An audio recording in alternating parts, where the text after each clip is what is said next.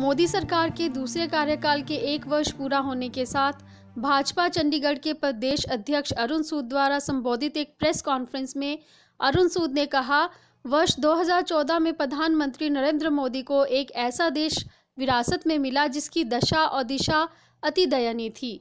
भ्रष्टाचार चरम सीमा पर था और देश की आर्थिक स्थिति भी सुदृढ़ नहीं थी। मोदी सरकार के कुशल नेतृत्व में भारत दुनिया भर में 6वीं सबसे बड़ी अर्थव्यवस्था और पीपीपी पैमाने पर तीसरी सबसे बड़ी वैश्विक अर्थव्यवस्था शक्ति बना। इसके साथ ही कोरोना महामारी के दौरान किए गए कार्यों का एक प्रपत्र भी विमोचन किया। जब नरेंद्र मोदी जी इस देश के प्रधानमंत्री बने तो देश की जो परिस्थितियां थी कोई बहुत अच्छी नहीं थी, चाहे वो इकोनॉमिक फ्रंट पे हो, चाहे वो टेररिज्म का मामला हो या किसी भी प्रकार से। देश जो उस वक्त मोदी जी को जो स्थितियों में मिला था वो कोई बहुत अच्छी स्थितियों में हमारा देश नहीं था। लेकिन लगातार जो 5 साल में सरकार ने जिस उनकी कार्यशैली के साथ जिस प्रकार से मोदी जी ने काम किया वो आपके सामने है। मैं बहुत ज़्यादा लंबा नहीं कहूँगा, प्रेस नोट में हमने डिटेल में चीज़ों को दिया है। इंडिया जो था फर्स्ट कार्यकाल में 6th बिगेस्ट इकॉनमी बना दुनिया की, और बहुत सारे लोग जो मोदी जी के फॉरेन विजिट्स को क्रिटिसाइज करते थे, आज हम सबके सामने है कि उनके क्या रिजल्ट्स आए हैं, किस प्रकार से हिंदुस्तान जो है वो विश्व लीडर के रूप में उभर के आया है। इस प्रकार से जितने भी इश्यूज थे, चाहे वो सर्जिकल स्ट्राइक का इशू था, चाहे वो जो टेररिस्ट कैंप थे पाकिस्तान में उनको डिस्ट्रॉय करने का, डोकलाम स्टैंड ऑफ का इशू था, इन सबको बड़े ही सख्ती के साथ मोदी सरकार ने, बड़ी ही कार्यकुशलता के साथ मोदी सरकार ने इनको हैंडल किया। और हिंदुस्तान की एक जो छवि थी कि हम बड़े नरम रुख वाले डिफेंसिव हैं, वो एक ऐसे देश के रूप में आई कि जिसमें जीरो टॉलरेंस की बात हुई कि हम किसी प्रकार का भी टेररिज्म है, चाहे वो देश के अंदर हो चाहे बाहर हो, सरकार उसको बर्दाश्त नहीं करेगी। ऐसे एक बात की छवि उभर के आई है।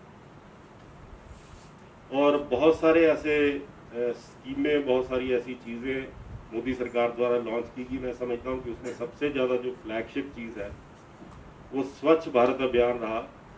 और आप सब देख सकते हैं कि जो उस वक्त क्रिटिसाइज करते थे, आज स्वच्छ भारत अभियान के तहत जो स्वच्छता का चला, टॉयलेट्स निर्माण का काम हुआ, और आधार के जो ये सारा आधार कार्ड को और डीबीटी का प्रोग्राम चला। आज ये जितने भी कोरोना महामारी के तहत सरकार ने रिलीफ के काम किए, या जिस इस महामारी में लड़ने के लिए हमें किस प्रकार से ये सारी स्कीमों के कारण से, अगर मैं समझता हूँ कि ये ना होती, आज हमारे ये करोड़ों की तादाद, लाखों की तादाद में जो टॉयलेट्स ना बने होते, ये डीबीटी की स्कीम ना होती, तो आज ये जो कोरोना महामारी के खिलाफ देश ने लड़ाई लड़ी है तो इसमें बहुत मुश्किल आती।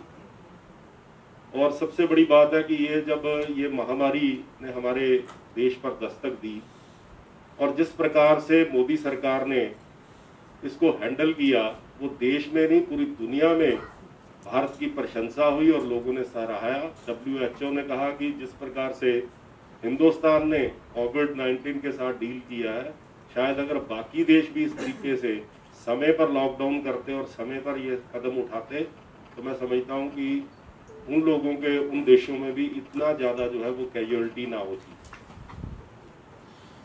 अभी 30 मई को 1 साल पूरा हुआ। उसके बाद पूरे देश भर में ये 1 महीने का कार्यक्रम भारतीय जनता पार्टी पूरे देश भर में चला रही है। और इसी प्रकार से चंडीगढ़ में भी भारतीय जनता पार्टी ने ये कार्यक्रम आयोजित करने का जो फैसला लिया है, इसमें हम 3 तरह के कार्यक्रम करेंगे। फर्स्ट है जो व्यक्तिगत संपर्क के, इंडिविजुअल कॉन्टैक्ट प्रोग्राम, जिसमें हम फिजिकली लोगों के पास जाएंगे, वो मैं 4 प्रोग्राम हमारे वो हैं। दूसरा डिजिटल कॉन्टैक्ट, डिजिटली हम लोगों से संपर्क करेंगे। और तीसरा है वर्चुअल कॉन्टैक्ट, कि जिसमें हम वीडियो कॉन्फ्रेंसिंग को माध्यम मान के, क्योंकि आज भी जिस प्रकार से पूरा अनलॉक 1 शुरू हुआ है और देश में रियायतें दी जा रही हैं, लेकिन सबसे बड़ी ये चीज़ है कि इस महामारी का सिर्फ एक ही इलाज है, वो है परहेज। तो इस चीज़ को ध्यान में रखते हुए हम लोगों ने ये प्रोग्राम, ताकि हम अपनी सरकार की बात जनता तक लेके जा सकें, लेकिन उसके साथ साथ ही हम सब सावधानियां रखें, इन चीज़ों का हमने ख्याल रखा है। व्यक्तिगत संपर्क के हमारे प्रोग्राम है, उसमें देश के प्रधानमंत्री जी ने, अभी हम उसकी लॉन्चिंग करेंगे, देश के प्रधानमंत्री जी ने एक पत्र लिखा है,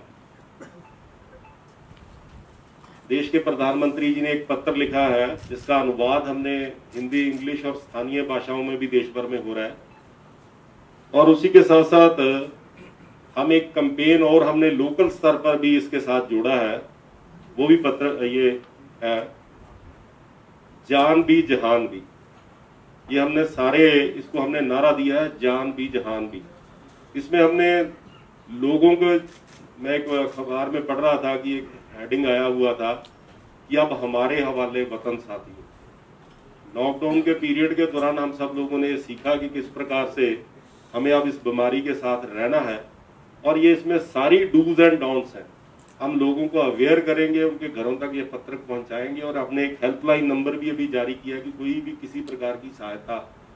और इसके दूसरी तरफ हमने जो ये राहत कार्य भारतीय जनता पार्टी ने इस दौरान किए 22 मार्च से लेकर जो 31 मई तक, वो सारे उसका हमने संक्षेप में एक वर्णन दिया है।